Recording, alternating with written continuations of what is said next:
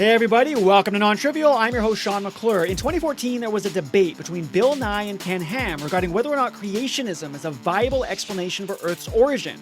Now, regardless of which side you agree with, there was what I consider a problematic response from some of the scientific community, which was that the debate never should have happened, because it gave a voice to something counter to the scientific consensus.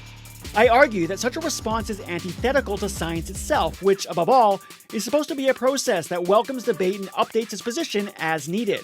I argue that no matter how wrong you believe your opponent to be, public debate and conversation gives us a chance to point out fallacies, educate the public, and bring us all closer to the truth. Let's get started.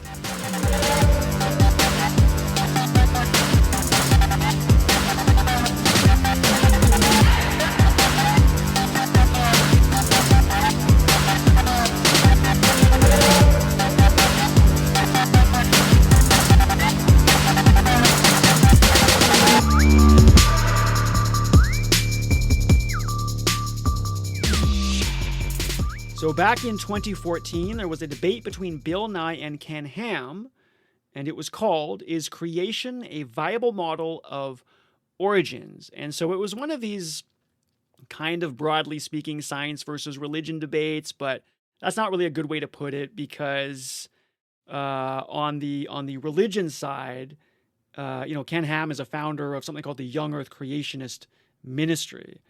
And it's probably not representative of most Christians or most, religious people in general. The Young Earth Creationism, YEC, is a form of creationism which holds as a central tenet that the earth and its life forms were created by supernatural acts of the Abrahamic God between approximately 6,000 and 10,000 years ago. So creationism is taking a very literal interpretation of the Bible and saying that, the earth isn't the, supposed 4.5 billion years like the scientific consensus would say. It's actually only, 6,000 to 10,000 years ago, and maybe the humans and the dinosaurs actually coexisted and things like this. So probably not representative of most Christians or really religious people. And that's why I say it's not really a science-religion debate. It's kind of more scientific consensus versus maybe fundamental or creationist religion, if you will, debate. But anyway, so this was between Bill Nye and Ken Ham in 2014.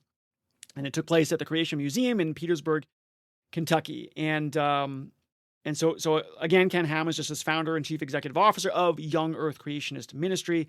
And Bill Nye, most of you have probably heard this guy's name, is a science educator, or maybe you might say a popularizer, right? Best known for hosting a television series in the 1990s called Bill Nye the Science Guy, right? And what happened was Bill Nye, back in the day, I guess he jumped on YouTube and basically started lamenting the refusal of a large segment of the U.S. population to accept evolution. He's saying, like, look, evolution is obviously very accepted in science, and there's all kinds of evidence for it. And for a bunch of people, particularly young people, to not accept evolution, because of something that is said in some older text, is really problematic. We need young people to grow up with a proper understanding of science. They need to be innovating and all this kind of stuff. So he took issue with that. And because of that, then, I guess Ken Ham obviously reacted to that. And then he proposed that they go and have this debate at the Creation Museum in Petersburg, Kentucky. And Bill Nye agreed. So this episode is not really about who won or who I agree with or anything like that. The debate is the debate. You can go check it out. It's on a number of, I think it's on YouTube, and it's obviously on a number of other sites that show the video. It's about 2.5 hours long. And it was moderated by someone from CNN, I believe, but it wasn't. No score was kept, so it's not like there was an official winner. But I think, by and large, the scientific community thought that Bill Nye won, and I think some people thought that maybe Ken Ham won. But it was, and I think even Ken Ham made the comment, it's not really about winning. I think it's just good to get in front of people and have these conversations. So anyway, this episode is not like who won or who do I agree with. I mean, I think by and large, the literal interpretations of the Bible do run into problems, with unfalsifiability and things like that. And I think that, there some of the, if you go watch the debate, some of the things that Ken Ham raised about, there's this difference between observed science and historical science or something like this. Like what we observe today, we can all agree on. So we can agree that there are atoms and there are, certain properties to nature and photosynthesis and all this kind of stuff. But when it comes to talking about the past, nobody was really there. And so it's problematic to do all this carbon dating, and that can't really be trusted. And so, essentially the creationists are arguing that you can take science as it is today, and we can agree on all those things, but when it comes to the origins, that's when it differs, and we think the Bible is still literal and stuff like this. So Anyway, so I'm not going to take the sides or really speak to who I agree with. I mean, what I want to talk about is the scientific response to this, which was by and large that Bill Nye should not have had the debate.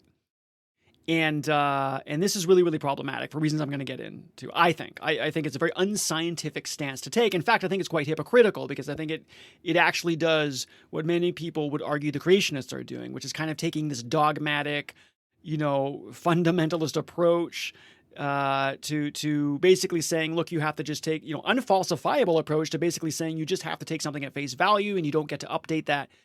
And it is what it is, right? So at the end of the debate, Ken Ham admitted that nothing would change his mind concerning his views on creationism, whereas Bill Nye acknowledged that if enough convincing evidence were presented to him, he would change his mind immediately. So just from in the spirit of science, Bill Nye, I would argue, definitely has the better answer there, because Ken Ham is basically saying something that's very dogmatic and just kind of you're supposed to accept it at face value. Nothing could change his mind. And I guess to very kind of fundamentalist or creationist type religious people, that kind of makes sense, right? Like they just totally accept it and nothing can change that. Whereas Bill Nye is doing something more in the spirit of true science, which is to say, no, if you give me enough evidence, I will change my mind. Now, I'm not going to get into this because this is kind of a different issue. There is still something problematic with what Bill Nye is saying. What he's saying is correct. The problem is, if you actually ask someone what that evidence is supposed to be, that's when you're going to run into a lot of challenges, right? So Bill Nye is like, yeah, if you show me enough convincing evidence, I would change my mind. Okay, what evidence would that be? I mean, what would that be? Have you ever heard, whether it's an atheist or a scientist, actually come up with that answer? I mean, it's not obvious, right? Is it somebody walking on water? Well, people do that all the time. You can do that with optical illusion. I mean, David Copperfield made the Statue of Liberty disappear, right? You could have someone floating down from the sky. It would always get chalked up to, technology or smoke and mirrors or something like that. So what would that evidence actually be? That there's a bit of unfalsifiability in saying, oh yeah, if the evidence was shown to me, then I would totally change my mind, but not actually saying what that evidence would be. I challenge someone. Hit me up on Twitter to tell me what that evidence would actually be. I'm not saying it doesn't exist, but you never hear someone say what the evidence would be. And I argue that anyways, so that's kind of a different issue that I take with that. But on its face, without getting into that, Bill Nye does have what I would argue is the more correct answer there, is that you have to be able to update or change your opinion. No matter how much you believe what you believe, you should always be able to update. Whereas Ken Ham is saying, no, nothing can change my mind. So that's very problematic. So if we just look at that, we could say, okay, yeah, whatever, interesting debate. And two people had their sides and two people believe what they believe. And, I guess if you lean more towards that kind of more fundamental religious side of things, maybe you'd go with Ken Ham. And if you're more on the scientific side of things, you'd go with Bill Nye, and that's that. But the scientific response to this, at least by many people, was that Bill Nye never should have had this debate to begin with.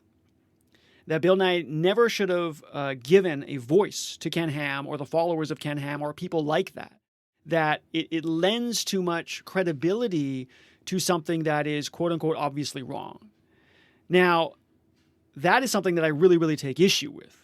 Without getting into which side me or anyone else should fall on the debate, I mean, just, generally I do lean more to the scientific side of things, although I do have a lot of things I can complain about on the science side too. But I'm not talking about that. I'm just saying that in the true spirit of science, right, Bill Nye is getting it right because he took the debate and he said, look, I'm paraphrasing, but he's basically saying, look, I mean, people are allowed to believe what they believe, and this gives us a chance to have a public forum about this so people can understand the arguments and see that, maybe what Bill Ham is saying is not correct, or maybe, people don't realize just how much evidence there is for evolution. I mean, it gives people a chance to hear some solid arguments. But for the scientific community to step back and say, no, this never should have happened in the first place, I'm going to argue that that's deeply problematic and actually quite counter to, what you might call the spirit of science or the purpose of science, the reason for science, okay? Now, and really what this comes down to is if we think about what science is. So what is science, right? I mean, you can go look at Wikipedia, you can go get some dictionary definition, accumulating knowledge or scientific method kind of thing, right? But at the end of the day, it is not about some set of facts. It is not about some accumulated knowledge. It's not really about that. You have accumulated knowledge. You have things that are considered, more or less facts, although they still have to be falsifiable, right? You still have to challenge them. What it is a process. The whole point of science is that it's a process, and the process says No matter what, you have to be willing to update it. In the face of contrary evidence, you must be willing to change it, as Bill Nye said. Again, you can get into, well, what evidence would that actually be? But the point is, not getting into that whole conversation. Science is about a process of constant updating.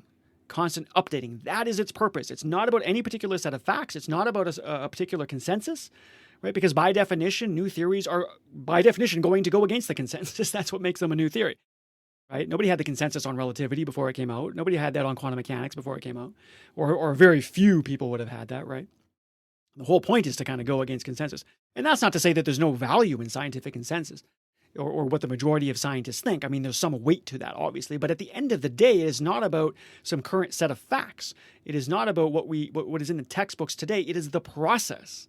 It is the process of science. So it is extremely problematic and I would argue unscientific, regardless of who your opponent is, to say, no, we shouldn't even have this debate. People shouldn't even be listening to this kind of stuff. We shouldn't give a platform for this because it's just going to, spread a bunch of, well, you might call it misinformation or whatever it is. And you can see why this is relevant to today. We always hear about the misinformation thing and, whether or not that should be governed or controlled. And I'm not here to necessarily make a super strong claim on that.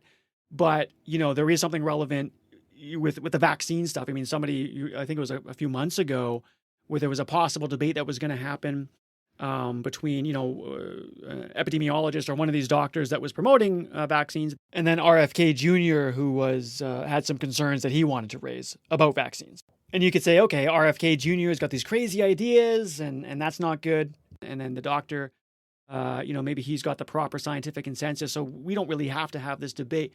But you got to understand, right? Only a select kind of esoteric group of people have the scientific knowledge to make that scientific opinion, to understand what it means.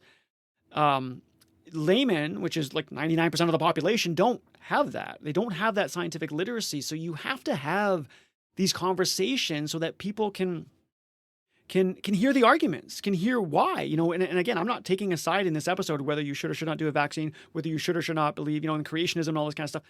That's not the point. The point is, no matter what side you're on, it is deeply problematic scientifically and for any vocation, as far as I'm concerned, any enterprise, to not respect the process more than any particular set of facts that you have at the time.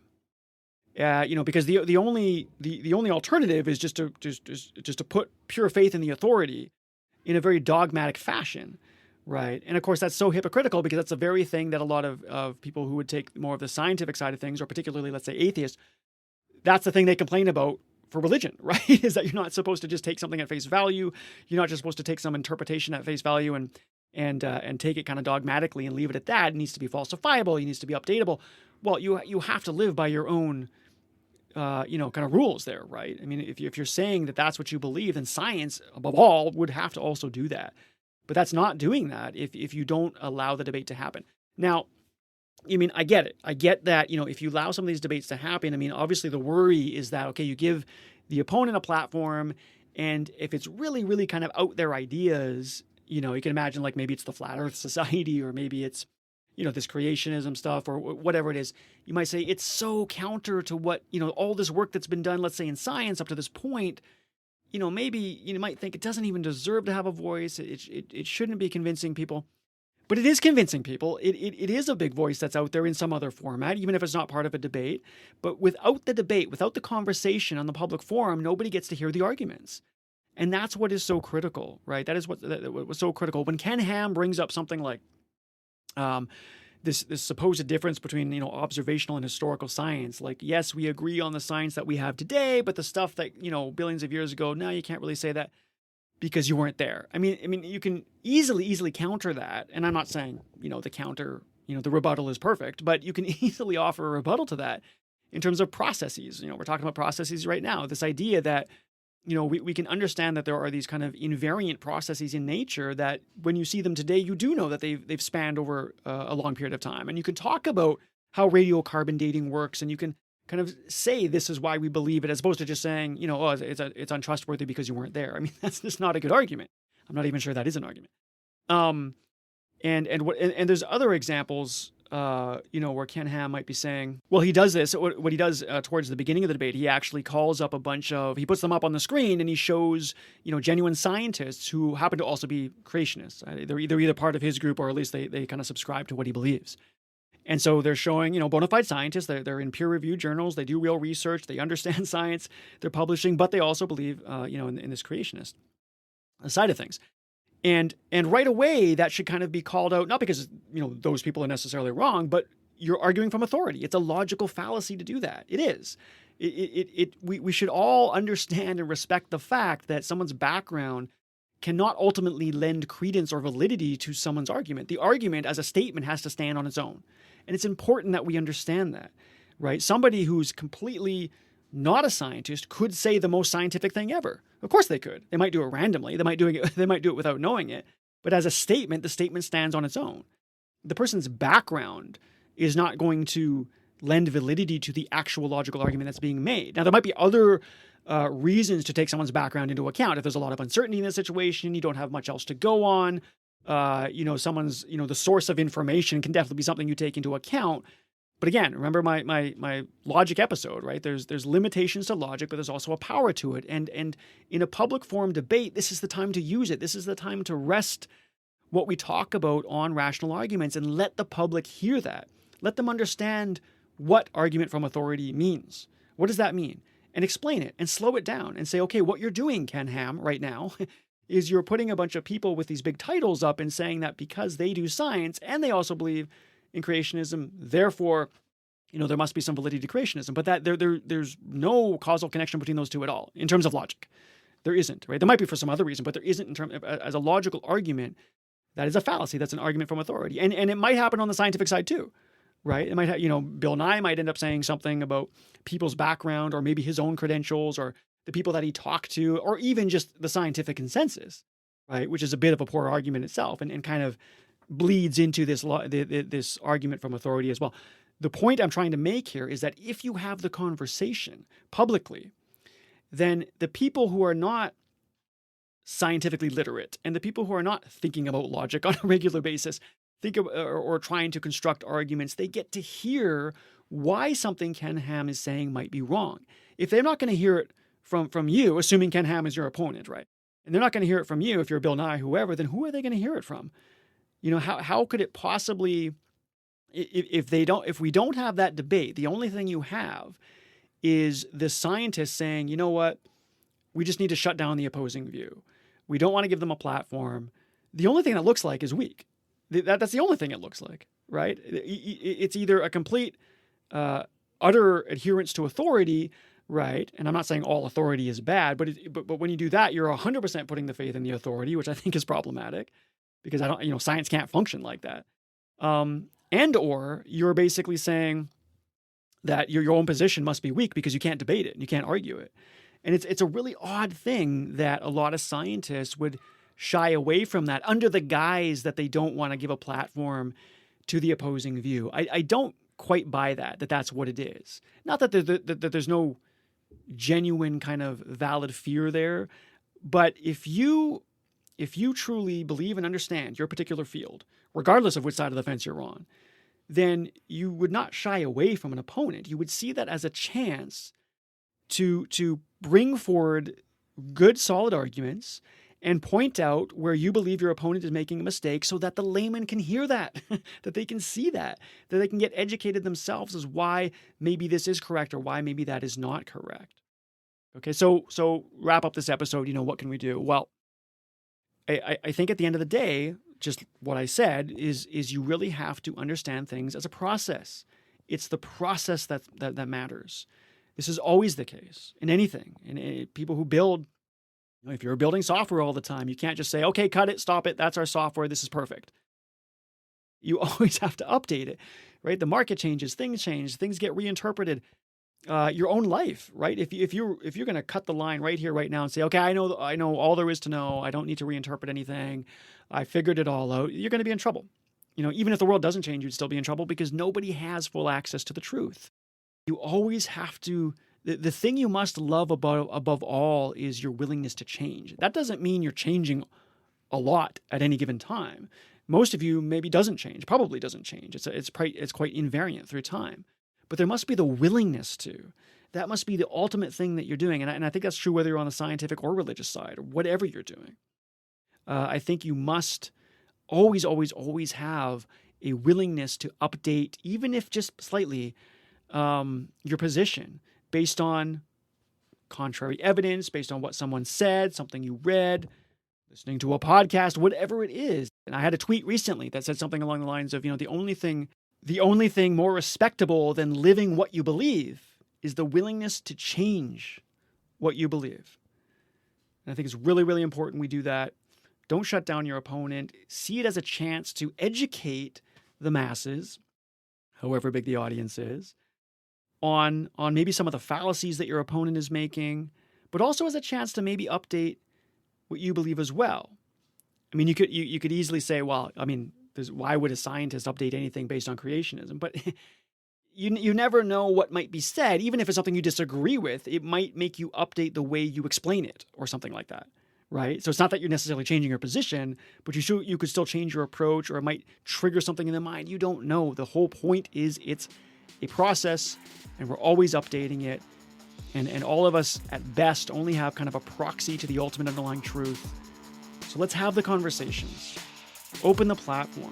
You're never going to convince anybody by just putting up a wall and saying you need to obey your authority. People need to obey your authority. That's not going to work for anything. Have the conversation, have the debate, respect what logic can give us, what it can point out, how it can educate the masses, and always, always, always be willing to update your position and your beliefs. All right, that's it for this episode. Thanks so much for listening. If anyone feels like donating a little bit of money to NonTrivial just to help support the show, there is a support the show link in the description of any episode. Go ahead and click on that. A few bucks a month. Doesn't really matter though. Either way, I'll keep producing this content. But if you feel like supporting it, that would be much appreciated. So yeah, thanks anyways. Hope you got something out of that episode. Until next time, take care.